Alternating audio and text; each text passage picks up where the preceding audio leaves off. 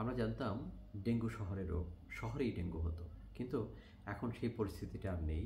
Dengue এখন বিস্তৃত হয়েছে জেলা শহর থেকে উপজেলা শহর, উপজেলা শহর থেকে গ্রামেও।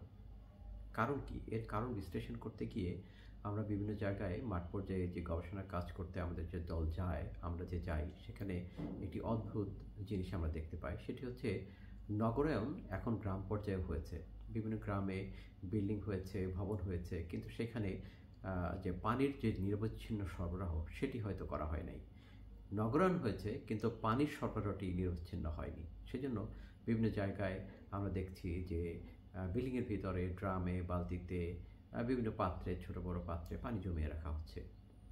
এছাড়াও গ্রামে বিভিন্ন জায়গায় ছোট বড় বিভিন্ন ক্যান ফুড, প্যাকেট ফুড, বিস্কুটের প্যাকেট, প্লাস্টিকের কাপ, বিভিন্ন জায়গায় এর ব্যবহার বেড়ে যাওয়ার কারণে এগুলো আনাচে কানাচে পড়ে থাকে। সঙ্গে সঙ্গে বিভিন্ন প্রাণীর খাবার দেওয়ার বিভিন্ন পাত্র, যেমন মুরগির খাবার দেওয়ার পাত্র, গরুর যে পানি খাওয়ানোর পাত্র, এইসব পাত্রগুলোতে আমরা প্রচুর পরিমাণে এডিস মশা পাচ্ছি।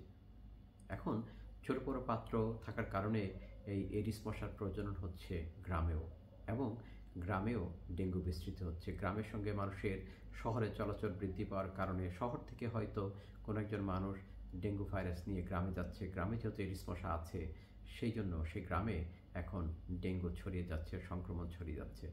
গ্রাম থেকে শহরে সব জায়গায় এখন ডেঙ্গু নিয়ন্ত্রণের ব্যবস্থা জোরদার করতে হবে। এই স্থানীয় সরকার মন্ত্রণালয়ের মাধ্যমে উপজেলা পরিষদ, ইউনিয়ন পরিষদ, এমনকি জেলা পরিষদের মাধ্যমেও ডেঙ্গু নিয়ন্ত্রণ কার্যক্রমটি জোরদার করা প্রয়োজন।